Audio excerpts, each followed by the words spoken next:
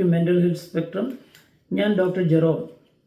മദ്യപാനം എന്നത് നമ്മുടെ സമൂഹത്തിൽ ഒരു സാധാരണ കാര്യമായി കണക്കാക്കപ്പെടുന്നുണ്ട്. എങ്കിലും ഒരാളിൽ മദ്യം മാനസികവും ശാരീരികവുമായ ദുഷ്ഫലങ്ങൾ ഉണ്ടാക്കുകയും അത് മറ്റുള്ളവരെയും ബാധിക്കുമ്പോൾ അടിയന്തര ഇടപെടൽ ആവശ്യമാണ്. ഇപ്പോൾ അത് ആൽക്കഹോൾ യൂസ് ഡിസോർഡർ എന്ന ഒരു മാനസിക രോഗാവസ്ഥയാണ്.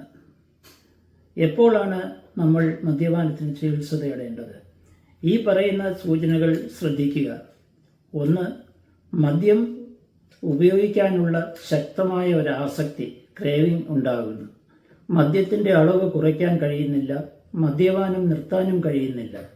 മദ്യം മൂലം കുടുംബ പ്രശ്നങ്ങൾ, ജോലി നഷ്ടം, ആരോഗ്യ നഷ്ടം ഇവയുണ്ടെങ്കിൽ പോലും വ്യക്തിക്ക് മദ്യപാനം നിർത്താനോ അതിൻ്റെ അളവ് നിയന്ത്രിക്കാനോ കഴിയാതെ വരുന്നു. 2. മദ്യപാനത്തിൻ്റെ നിയന്ത്രണം നഷ്ടപ്പെടുന്നു. ഉദ്ദേശിച്ചതിലും കൂടുതൽ അളവിൽ മദ്യം കഴിക്കുക അല്ലെങ്കിൽ കൂടുതൽ കാലയളവിൽ മദ്യപിക്കുക. 3. ഉത്തരവാദിത്തങ്ങളിൽ വീഴ്ച സംഭവിക്കുന്നു. ജോലി, പഠനം അല്ലെങ്കിൽ വീട്ടിലെ പ്രധാന ഉത്തരവാദിത്തങ്ങൾ എന്നിവയിൽ വീഴ്ച വരുത്തുക. 4. വിഡ്രോവൽ സിംറ്റംസ്, അതായത് മദ്യം കഴിക്കാതെ ഇരിക്കുമ്പോൾ കൈ വിറയ്ക്കുക, വിയർക്കുക, ഓക്കാനം ഉണ്ടാകുക, അസ്വസ്ഥത, ഉറക്കമില്ലായ്മ, അപസ്മാരം ഇവയുണ്ടാകുക. 5. ടോളറൻസ്, അതായത് മുൻപ് കിട്ടിയ അതേ ഫലം മദ്യപിച്ചാൽ ഉണ്ടാകാൻ വേണ്ടി കൂടുതൽ അളവിൽ മദ്യം ആവശ്യമായി വരിക. 6. മദ്യം മൂലം ഉണ്ടാകുന്ന മറ്റ് ശാരീരിക രോഗങ്ങൾ, അപകടങ്ങൾ. 7.